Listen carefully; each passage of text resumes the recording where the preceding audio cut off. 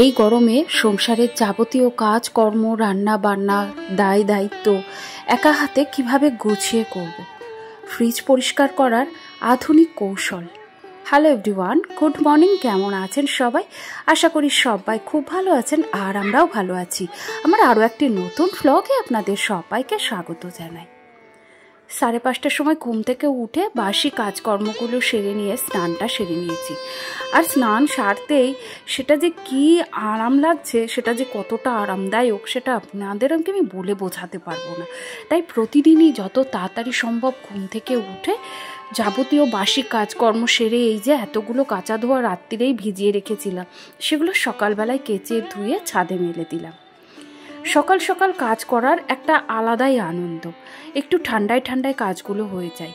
এই গরমে সংসারের যাবতীয় কাজকর্ম সমস্ত রকম দায় দায়িত্ব আমাকে একা হাতেই এইভাবেই সামলাতে হয়। তো আমি একটু আগে পিছে কিভাবে করব, সেটা গত রাত্রিরে শোয়ার সময় আমি সমস্তটা প্ল্যানিং করে রাখি। মুড়ি আর চিড়েটা ফুরিয়ে গেছিল, তাই চট করে সামনের দোকান থেকে গিয়ে মুড়ি আর চিড়েটা নিয়ে এলাম। সকালবেলায় বাবাকে আজকে ভেবেছি চিড়ে দই দিয়ে দেবো, আর মুড়িটাও ফুরিয়ে গেছিলো। মা সকালবেলায় মুড়ি খায়, তারপরে আমরাও সাধারণত মুড়ি খাই। আর আজকে সোনার বাবাও বললো আজকে আর তোমার ভাত করতে হবে না, মুড়ি ছাতু কলা এগুলোই দেবে। গতকালকে রাত্রিরে আসার সময় সোনার বাবা কিছুটা কলা নিয়ে এসেছিল, তা সেই সমস্ত কলা দিয়েই আজকে ছাতু মুড়ি খাওয়া হবে। বাবা তো মুড়ি চিবোতে পারে না, তো তার জন্য বাবাকে আর ছাতু মুড়িটা দিইনি, বাবাকে চিড়ে দইটা দিয়েছি। আর ছাতু মুড়ির থেকে বাবা কিন্তু চিড়ে দইটা খেতে বেশি ভালোবাসে। চলুন বাবাকে দিয়ে এলাম। আর ওদিকে মা আমাকে সবজিগুলো কেটে দিয়েছিল। চাল কুমড়ো ছিল, সেই চাল কুমড়োটা মা এত সুন্দর জিরিজিরি করে কেটে দিয়েছে, রান্না করতে কিন্তু বেশিক্ষণ সময় লাগবে না। আর এই যে মাছ আজকে আনা হয়েছে, বান মাছ, তারপরে 2-4টে জিওল মাছ রয়েছে, 2-একটা ট্যাংরা মাছ রয়েছে, সব মিশিয়ে এই মাছগুলো একটু কমই পেয়ে গেছিলাম। যে মাছগুলো বাজারে 60 টাকা করে শ নেয়, সেই মাছগুলো আজকে 400 গ্রাম 100 টাকায় পেয়েছি। বলুন তো, অনেকটাই লাভবান হয়েছি বলুন। তো সেই জন্য দেখলাম সোনার বাবা ভীষণ ভালোবাসে, আমার শ্বশুরমশাইও ভীষণ ভালোবাসে, তা মাছ নিয়ে এসেছি। কিন্তু মা বললো আজকে আর মাছ খাবে না, মাদের মঠে অনুষ্ঠান চলছে বা ওই কীর্তন হচ্ছে, তো তাই জন্যে মা বললো আজকে আর আমি মাছটা খাবো না। তো তার জন্য একটু ডাল আর একটু ভাজা এটা করা হবে। না হলে ধরা হয়েছিল যে ডাল আর ভাজাটা আজকে আর করবো না, তবে কিছু একটা করতে হতো। আমার সোনা আবার এই ধরনের মাছ একেবারেই খেতে পছন্দ করে না। ও এমনি ছোটোবেলা থেকে একটু খুঁতখুঁতে, মাছ তো খেতে পছন্দ করেই না। আর এই টাইপের যে মাছগুলো ও দেখতেই পারে না। এই টাইপের মাছ যদি রান্না হয়েছে শোনে, তাহলে মনে হয় সেই দিন দুপুরবেলায় ভাতই খাবে না। তাই জন্য ওকে লুকিয়েই রান্নাগুলো করতে হয়। তো যাই হোক, ওদিকে ফ্রিজটা একটু পরিষ্কার করে নিলাম। আমি ডিপ ক্লিনিং তো করি, মাসে 2 মাসে একবার করে করি, তবে এইবার একটু দেরি হয়ে গেল। যা গরম পড়েছে, মনে হচ্ছে যেন একটু বৃষ্টি পড়ুক তারপরে ফ্রিজটা পরিষ্কার করব। তা প্রত্যেক দিন এই যে একটা শুকনো কাপড় নিই, আর ফ্রিজের ভেতর তো এমনি একটু জলীয় ভাব থাকেই, আর একটু ওই DIY স্প্রে করে এই শুকনো কাপড় দিয়ে মুছে নিই। এতে করে কি হয় জানেন তো, ফ্রিজটা বেশ পরিষ্কার থাকে। আর আপনি যদি পারেন সমস্ত কিছু নামিয়ে যদি একবার করে করা হয়, আমি ওই উপরের 2টো সেলফ নামিয়ে তারপরে পরিষ্কার করেছি, আর নিচের সেলফটা আগেই পরিষ্কার করে নিয়েছি। তো যাই হোক, ফ্রিজটা পরিষ্কার করে নিলাম। আর এইটা হলো ফ্রিজ পরিষ্কার করার আধুনিক কৌশল। আপনি যদি রোজ অথবা একদিন ছাড়া আপনি যদি এইভাবে ফ্রিজ পরিষ্কার করে থাকেন, দেখবেন আপনার ওই ফ্রিজ ডিপ ক্লিনিং করার সময়টা একটু বাড়িয়ে দিলেও কোনো সময় অসুবিধে হবে না। আমাকে যেহেতু একা হাতে সবটা করতে হয়, তাই এইভাবে বুদ্ধি করে নিজের কঠিন কাজগুলোকে একটু সহজ করে নিই। সকালবেলায় গাছের গোড়ায় জল দেওয়া হয়নি।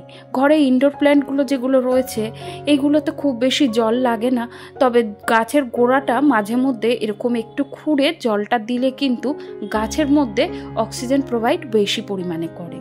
তো আমি এইভাবে একটা কাঁটা চামচের সাহায্যে খুব আলতো হাতে গাছের গোড়াগুলো একটু খুঁড়ে দিই।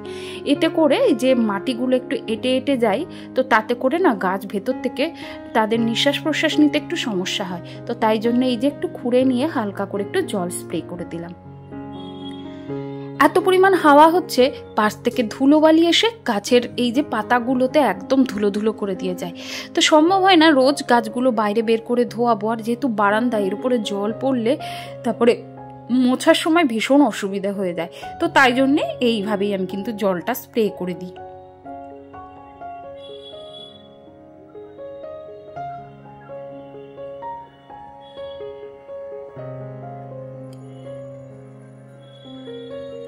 এখন যে পরিমাণ রোদ পড়েছে, আমার আম তেলের বয়ামটা একটু বাইরে দিয়ে আসি।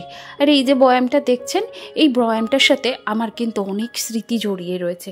এই বয়াম দুটো ছিল, আমার বাবা আমাকে দিয়েছিল আচার রাখবার জন্যে, একটাতে আম গুড় রাখার জন্যে আর একটাতে আম তেল। তো একটা বয়াম আমার শ্বশুরমশাইয়ের কাছ থেকে ভেঙে গেছে, আর একটাই রয়েছে, তাই এটাকে খুব সযত্নে রাখি, কারণ বাবার দেওয়া এই ছোট্ট উপহারটা আমার কাছে অমূল্য সম্পদ। যে পরিমাণ রোদ্দুর পড়েছে, তাতে করে 2-4টে আম কেটে আমি এই তেলে দিয়ে একবারে দিয়ে দিয়েছি। তবে মশলাটা দেওয়া হয়নি, মশলাটা করে দিতে হবে। এই আজ দিচ্ছি কাল দিচ্ছি করে দেওয়াই হচ্ছে না, তাই ভাবলাম আমটা একটু ভালো মতো দেওয়া হয়ে যাক, মশলাটা আজকালের মধ্যে করেই দিয়ে দেবো। বাসি কাজ সারার সময় সকালবেলায় ঘুম থেকে উঠে বাসি ঘরের দুয়ারে জল দিয়ে বাসি ঘরটা ঝাড় দিই। তখন খুব ভালো করে দিই না, কারণ যদি সমস্ত কিছু ছোঁয়া হয়ে যায়, তো তাই জন্যেই দিই না। যেহেতু আমাদের আলমারি শোকেস এগুলোতে আমরা টাকা পয়সা রাখি, তারপরে অনেক জিনিস রয়েছে, তো এই জন্যে আমরা এটাকে যেহেতু লক্ষ্মী স্থান মনে করি, তাই সমস্ত জিনিসে বাসি কাপড়ে ছোঁয়াটা ঠিক না।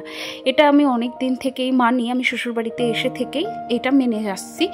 তো তাই জন্যে আলতো হাতে দিই। তবে দেখুন, খুব যে একেবারে যে ধুলো ছিল না তাও কিন্তু নয়, ভালো ধুলোই বেরিয়েছিল। আবার দেখুন, বেলা বাড়ার সাথে সাথে এই যে ঘর দুয়ার ঝাড় দিতে দিতে আবারও নোংরা শুরু হয়ে গেছে।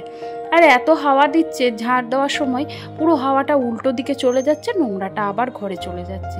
তো যে ঝাড় দিতে আমার মিনিমাম 15 মিনিট লাগে, সেই ঝাড় দিতে আজকে আধ ঘন্টা কেটে গেছে।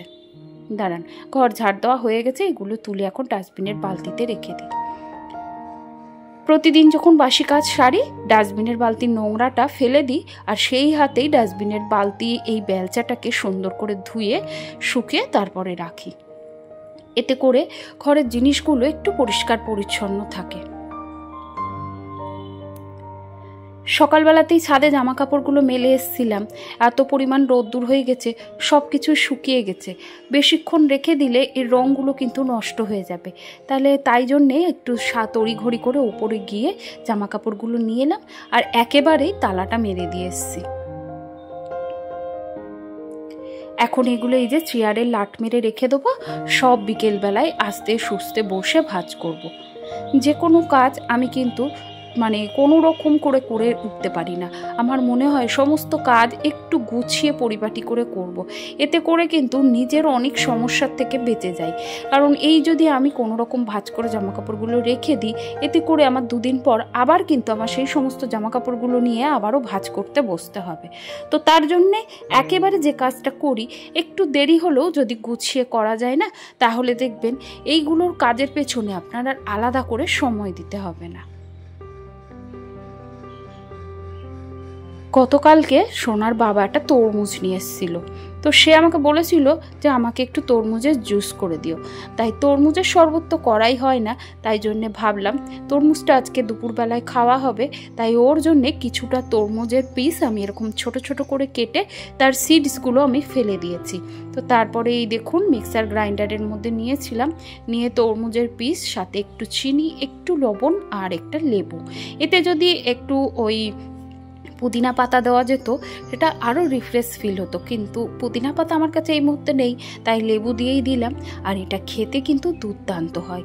তরমুজে যেহেতু মিষ্টিটা একটু বেশি ছিল, তাই আমি চিনিটা একটু কম রেখেছি।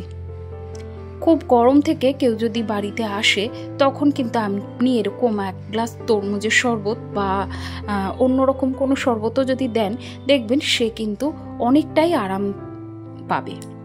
আমার তো ভীষণ ভালো লাগে গরম থেকে এসে, বা এখন ভারী খাবারের থেকে মনে হয় যেন এই ধরনের যে জলীয় ড্রিঙ্কগুলো থাকে, সেগুলোই যেন বেশি ভালো লাগে।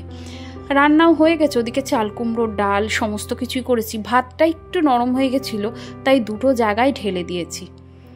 আর এখানে রয়েছে আলু পেঁপে সেদ্ধ মায়ের জন্যে, এইটা রয়েছে চাল কুমড়ো ছেচকি, একটু আলু ভাজা, আর ডাল ওই আমাদের জন্য আমডাল করেছিলাম, আর মায়ের জন্য ডালটা একটু তুলে রেখে তারপরে আমটা দিয়েছিলাম। তো সেই ডালটাই 2টো বাটিতে রয়েছে। আর এই হলো সেই মাছের ঝোল। দেখতে কিন্তু খুবই লাল আর তেল ঝাল মনে হচ্ছে, কিন্তু অতটাও কিন্তু তেল ঝাল নেই। এটা পুরো সোনার বাবা নিজে হাতে করেই রান্নাটা করেছিল, আর ওইভাবেই খেতে বেশি পছন্দ করে। তো যাই হোক, খাওয়া দাওয়া করার পরে এত গরম, দুপুরবেলায় একটু শুয়েও শান্তি পাওয়া যাচ্ছে না। তো যাই হোক, ওইদিকে একটুখানি রেস্ট নিয়ে বিকেলবেলাকার কাজগুলো করে নিচ্ছি। এখন এই দেখুন সমস্ত জামা কাপড়গুলো ভাঁজ করে জায়গা মতো গুছিয়ে রেখে তারপরে আবার গা হাত পা ধুয়ে ওদিকে যাব সন্ধ্যা দিতে। আর সন্ধ্যা দেওয়ার আগে এই যে বিকেলবেলাকার যে টুকিটাকি কাজগুলো থাকে এইগুলো তো আমি করেই থাকি।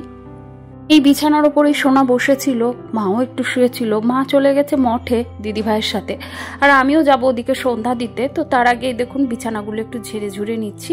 তাই সোনাকে বললাম তুমি নামো, নেমে পরিষ্কার পরিচ্ছন্ন হও, আর আমি ওইদিকে একটুখানি গুছিয়ে নিই। সমস্ত কাজ করি, এর মাঝখানে এই যে জল ভরার কাজটা রয়েছে, কারণ কিছুটা জল কিন্তু ওই কেনা জল রাখা হয়। আর আমি, সোনা, বাবা আমরা কিন্তু এই জল ছাড়া খেতে পারি না, তাই আমরা কিছুটা কলের জল রেডি করে এখন এগুলো একটু ফ্রিজে রেখে দেবো। কারণ সব সময় যে খুব ঠান্ডা করে খাই এটা নয়, বাইরে জল থাকে, কিছুক্ষণ আগে খাওয়ার ওই আধ ঘন্টা আগে আমি ফ্রিজের মধ্যে রেখে দিই, ঠান্ডা হয়ে যায়। আবার কখনো কখনো জল মিশিয়েও খাওয়া হয়। আর ওই দেখুন বাইরে বাসন কোসনগুলো ছিল সেগুলো সব তুলে নিয়ে এই তো একদম গা হাত পা ধুয়ে চলে এসেছি সন্ধ্যা দিতে। তবে যাই হোক, আজকের ভিডিওটি আপনাদের কেমন লাগলো অবশ্যই কিন্তু একটি কমেন্টের মাধ্যমে জানাতে ভুলবেন না। ভিডিওটির কোনো অংশ যদি ভালো লেগে গিয়ে থাকে প্লিজ একটি লাইক করে দেবেন। আর আপনি যদি আমার চ্যানেলে নতুন হয়ে থাকেন চাইলে চ্যানেলটিকে সাবস্ক্রাইব করে আপনি পাশে থাকতে পারেন। আর আপনি যদি অলরেডি সেটা করে থেকে থাকেন আপনাকে অসংখ্য ধন্যবাদ জানাই। আর এই তো এখন সন্ধ্যা দেওয়ার পরে এখন সোনাকে নিয়ে চলেছি ওকে প্রাইভেটে দিতে। এর মাঝখানে বাড়ি এসে রান্না বান্না কিছু খাবার দাবার গরম করার রয়েছে, একটু ভাত করতে হবে, সে সমস্ত করার পর আবার ওকে যথারীতি নিয়ে আসবো। তাহলে চলুন আজকের ভিডিওটি আমি এখানে শেষ করছি। আবারও দেখা হবে নতুন কোনো ভিডিওর সাথে। ততক্ষণের জন্য সবাই খুব ভালো থাকবেন, সুস্থ থাকবেন।